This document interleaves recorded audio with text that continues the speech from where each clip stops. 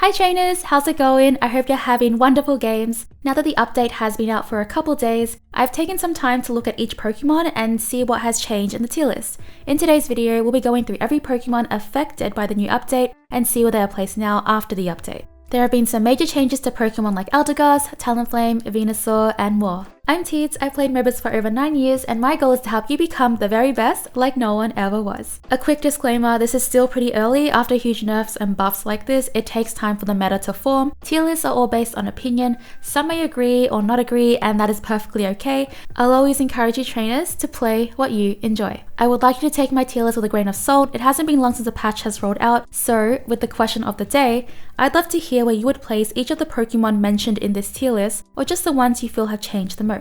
I really enjoy reading your insights and answers. Let me know in the comments down below. I'll only be going through the Pokemon who were affected by these changes, so the tier list doesn't include the other Pokemon who haven't been touched. This should, however, give you a good insight and consider their pros and cons. Here is my previous personal tier list before the patch was applied. S tier being the best and D tier being the worst, with the middle ones being around average, below average, above average, etc. Let's go through the Pokemon who have changes applied. This is the tier list before the patch. We are now adjusting it to after the patch under it. So right now on the screen you've just seen my personal tier list before. Let's begin from lowest to highest. First, Talonflame. Talonflame was placed in D but has received really nice buffs. To me, I felt that Talonflame kind of fell behind other speedsters. Zeraora, Absol, and Gengar are just so much stronger than Talonflame. Talonflame's early was pretty bad, the mobility wasn't great, and it just felt so squishy.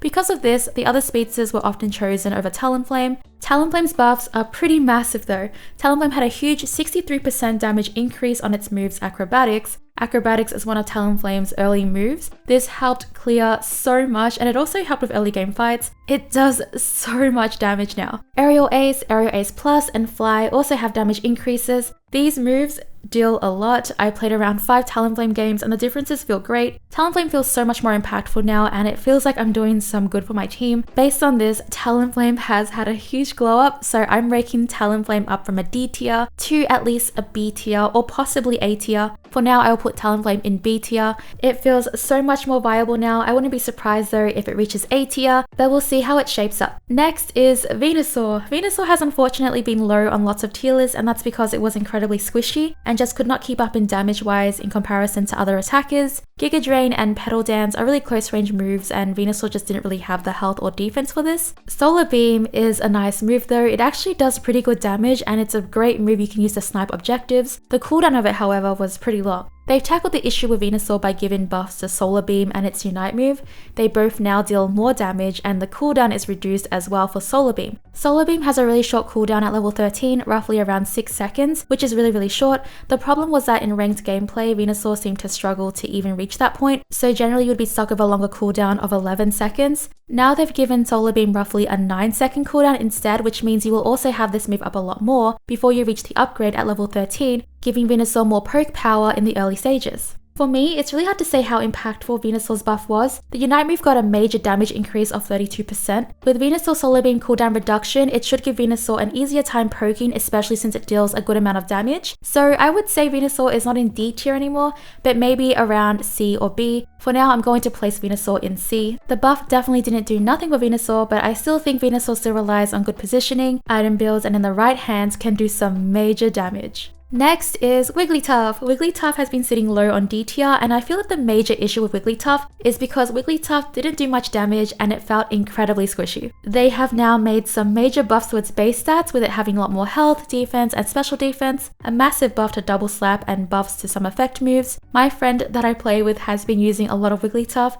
and I watched him 1v1 Pokemon like Ninetales. It was pretty crazy. Wigglytuff feels so much more powerful now in teamfights and lane phase, especially with its moves like Sing and the buffs to its base stats. Personally, I feel that Wigglytuff is now in A tier, a huge glow up for Wigglytuff who is jumping up from D tier. But yeah, that's just my opinion. What do you think about Wigglytuff? Next is Charizard. Before the patch, while there are some really good games with Charizard generally, I feel that it takes a pretty long time to get to the point where Charizard is strong. Charizard's Flamethrower and Fire Blast both have increased damage as well as reduced cooldown. Because the cooldown is reduced, this also plays in with more damage, since shorter cooldowns means you can use the moves more as well. I think for Charizard, we definitely have to wait a bit more to say where Charizard is, but I do think the buffs have helped it a lot. I feel that it can poke more now, which is nice, especially with the cooldown reductions. The damage increase plus some strengthening effects does make Charizard's early game feel better and harder to take down. Based on this, I'm going to rank Charizard up one more tier from C to B, but it's up in the air for me, kind of like with Venusaur. So yeah. Next is Absol. Absol is my main. I've been grinding ranked with it and I've had pretty good results. I'm almost in Ultra now, or from when you watch this, I might already be there since I'm only a few games away. Let's hope I'm already there. Absol didn't receive any nerfs, but it did get buffs on its moves like Night Slash and Sucker Punch. I think that these move changes were trying to encourage build diversity. Night Slash received a massive 80% damage increase and Sucker Punch with a 39% increase. Huge buff for Absol. I personally still enjoy my pursuit and Psycho Cut more though. I place Absol in A and I personally don't feel that Sucker Punch and Night Slash are overpowered in the moment, so I will keep Absol in A. Next is Zeraora. Zeraora received some slight buffs and nerfs. Zeraora's Wild Charge has been buffed with damage and cooldown reduction. I feel that this is also to encourage build diversity, and its Unite move has received a small nerf with a 5% damage reduction. I don't feel that this has changed Zeraora much either. Zeraora still feels incredibly strong, and I feel like one of the reasonings for that is the move Discharge. I find that move to be pretty powerful. Since the changes did not seem that drastic for Zeraora, I'm going to keep Zeraora in A. Next is Machamp. Machamp has received a buff and a nerf. Cross Chop has been nerfed for 28% damage reduction, and Close Combat has received a 7% damage increase. Big nerf on the Cross Chop. I feel that Machamp's move Submission was a lot stronger. I don't know if that's just me. I always get messed up by that move. But yeah, at the moment it's hard to say how much of a difference this has made for Machamp because I still find Submission pretty strong. I'm going to keep Machamp in A tier for now. We'll definitely see how it goes with Cross Chop nerf though, and if it impacts Machamp a lot. Next is Cramorant. I've placed Cramorant in A tier, that's how I personally feel. Cramorant does a ton of damage, and especially in the right hands, it can be pretty scary. Cramorant received a nerf and a buff. Whirlpool is a powerful move that can clear wild Pokemon so quickly, as well as deal some massive damage to enemies.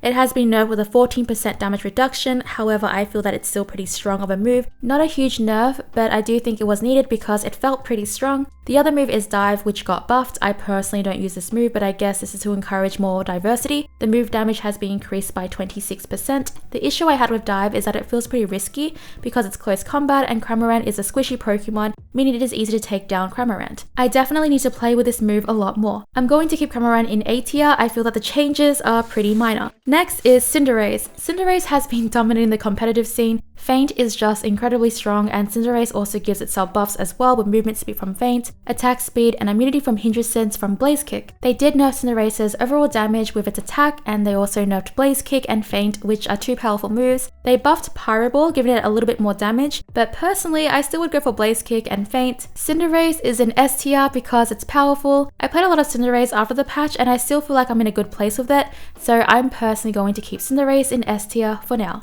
Next is Eldegoss. Eldegoss was sitting very comfortably at S tier for me. The heals are insane. With Pokemon Unite not having any other Pokemon who heals others, Eldegoss was definitely unique in that aspect. Heals are so nice in the game because you can stay in fights longer and you can also save a teammate with it. Eldegoss suffered a massive 40% heal reduction to the move Cotton Guard. This was a must-have move on Eldegoss, so they hit this one pretty hard, and they also increased the cooldown of it.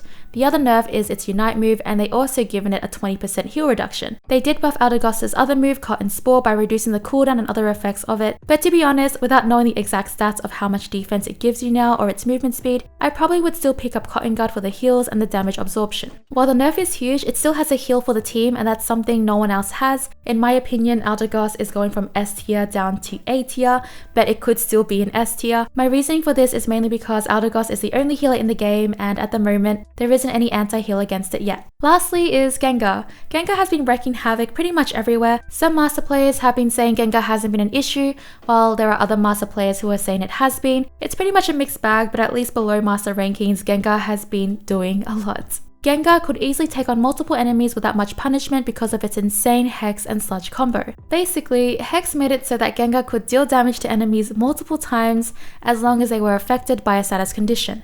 It also increased the damage. Sludge Bomb applies poison to enemies with its status condition. Gengar has received buffs to its other moves Dream Eater and Shadow Ball, but nerfs to its Hex, and Sludge Bomb has remained untouched. Hex has only seen a 14% damage reduction. In my opinion, that isn't really huge. The combo itself can still deal a ton of damage. The big enough to me about this move is the invincibility frames, so Gengar was pretty much untargetable during this combo. Now the frames have been reduced, and this means it should be easier to take down Gengar than it was before.